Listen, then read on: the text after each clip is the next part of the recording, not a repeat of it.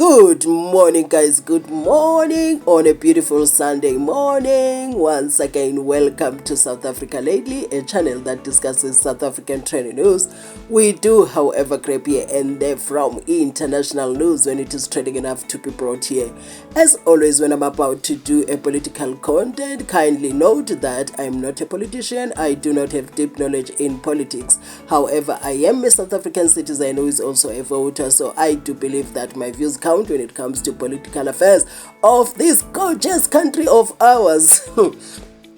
Anyway, Julius Malema has returned uncontested as the president of the EFF. But was he not contested? So we're going to be looking at that. Anyway, congratulations to the new leadership of the EFF, but we're going to be looking at that with Floyd Shivambu's position being taken over by Reddy. Anyway, guys, let us look at what transpired that has led to Julius Malema becoming the president of the EFF for the third time and the leadership that was elected. So do watch with me.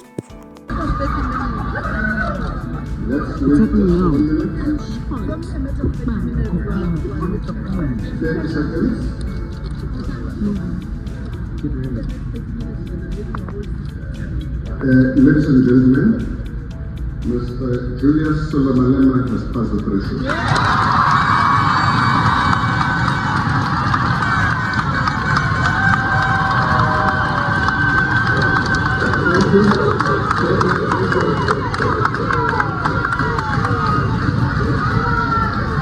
Thank you. Are there any further nominations for the position of the president? I'm looking. I don't see any hand up. Thank you very much. There are no further nominations for this position.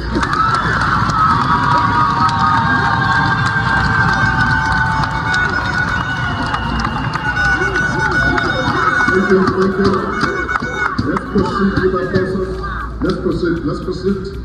Now we're going for the position of deputy. So if you wanted to know how the EFF top 6 looks like, we have Julius Malema as the president, Reddy as the deputy president, we have Marshall Dlamini as the secretary general, Leanne Mathis as the deputy secretary general, we have the chairperson as Nontando Noluchungu, and Omphile Maudwe as the treasurer. So what do you think of the new leadership of the EFF? So there you have it. That's the top 6. Even I now got to know them better because I'm new in this political space. I've been saying it in my previous videos that I took interest in politics after MK. So I don't know much. It's just something that I got interested in as a voter. I was like, you know what? Things are changing around me, so I better participate. So now this is how their leadership looks like. And now looking at this new hate that Julius Malema has for Ndlozi, you cannot tell me that that level of hatred for someone that you've been working with for the longest time like that comes from him not telling you about Floyd leaving the EFF and not telling you. That cannot be the only reason, because it looks like there is serious resentment.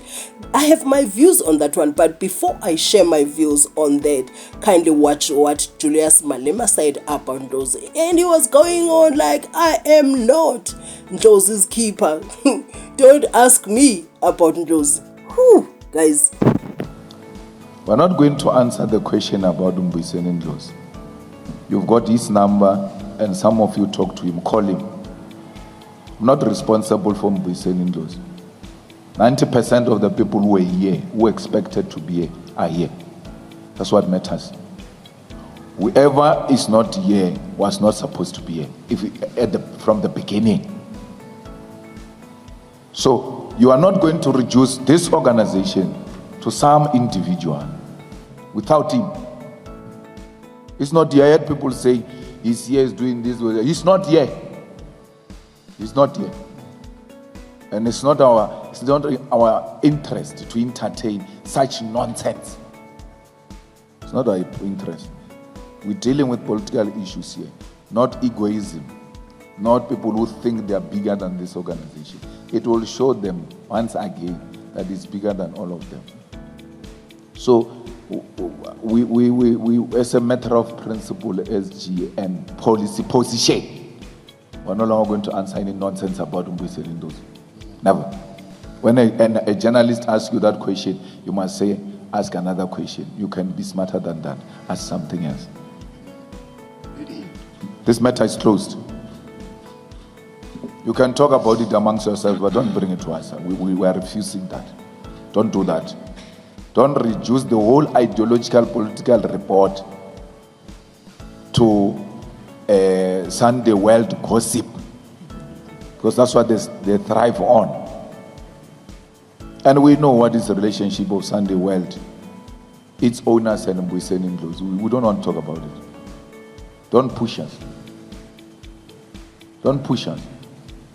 We know Mbuyiseni Ndlozi's friendship with the owner of Sunday World, and by that extension we know his relationship with Sunday World.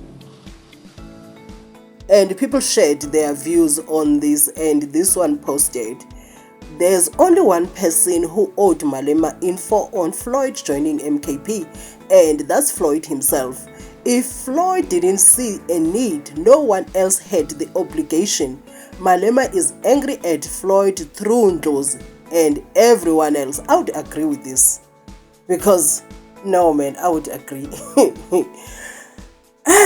Moving right along, this one says, silence from EFF members regarding the verbal diarrhea from Malema to Ndlozi is loud.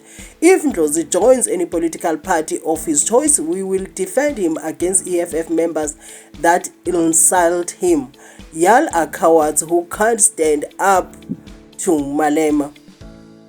So I just feel like Floyd was the one that was even more close to Malema. Even Malema said it so many times. So it is Floyd that owed Malema an explanation, according to me, but you're allowed to disagree with me. And this one posted, other members must learn that close relationships with party leader never ends well.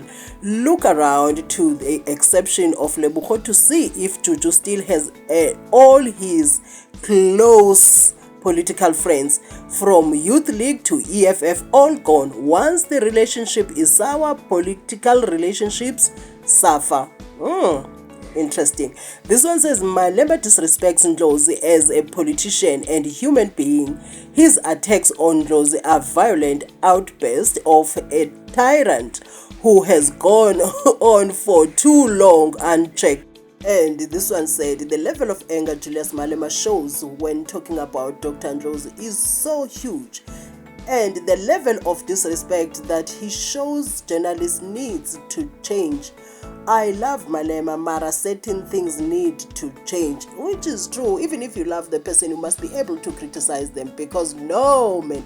So I have my views why things are like this. I have my views on why Julius Malema took it to this level, but then again, let us first finish with these slides. And this one says, the funny thing about Ndlozi's matter is that the people asking Julius Malema about his whereabouts have his contact details. West, they talk to him every day, and the CIC must answer nonsense. More than 400 did not attend the conference, and you ask about one person over and over. Tech, you know, that's trying to evade something here, because now we know that Ndlozi was just not an ordinary member of the EFF. Do you get? So people are rightfully asking about the whereabouts of Dr. Ndlozi. Come on now. And this one says, people are complaining that Dr. Mbuyiseni Ndlozi is quiet. He was told not to come close to the third NPA, not to respond to any media as a punishment for not telling Julius Malema that he knew Floyd was leaving. History has no blank pages. So I'm asking myself, is this one of the rules of the EFF? Is it there in the constitution of the EFF that we are punished like this if you didn't tell the president something that the person that was doing that very same thing was the one that was supposed to tell the president? Because Floyd was the one that was owing an explanation to Julius Malema, guys. So anyway, here's my thinking in this whole Ndlozi issue and Julius Malema, the hatred. I feel like Julius Malema saw that Ndlozi has a potential to topple him from the position of the presidency. now he decided, that's my view, but you're allowed to disagree with me in the comment section. I think that he saw an opportunity to eliminate Dr. Ndlozi from competing with him for the position of the EFF president, and he decided that, you know what, I'm going to push this thing overboard, this thing of him not telling me about Floyd leaving the EFF and joining the MK. I'm just going to make a very, very, very big deal about this, so that at the end I managed to eliminate him so that he doesn't participate, and I get to be president of the EFF for the third time, uncontested this time around. So I just wanna say this, because it's not like Ndlozi did not have people supporting him within the EFF, right? So it means some EFF members are now tired of having Julius Malema as the president of the EFF. So if you can maneuver things like that, having sat on that position for like so long, and you still want the third term. So if you were given an opportunity to govern South Africa, how truthful would you be in your leadership? How truthful would you be in the position of being a South African president? Wouldn't you just want to do the same thing of staying for too long as some kind of a dictator and a tyrant? So how can you be trusted? So for me, we can go and say a lot of things and be trying to look for the reason why Ndlozi is not participating, why the hatred of Julius Malema so much. Some are saying he is even pushing his anger for Floyd through Ndlozi. No, according to me, it's because Malema was doing all means possible to make sure that Ndlozi does not participate in the NPA, because he didn't want any competition there. He wanted this position of being a president of the EFF once again. So he made a big deal out of this.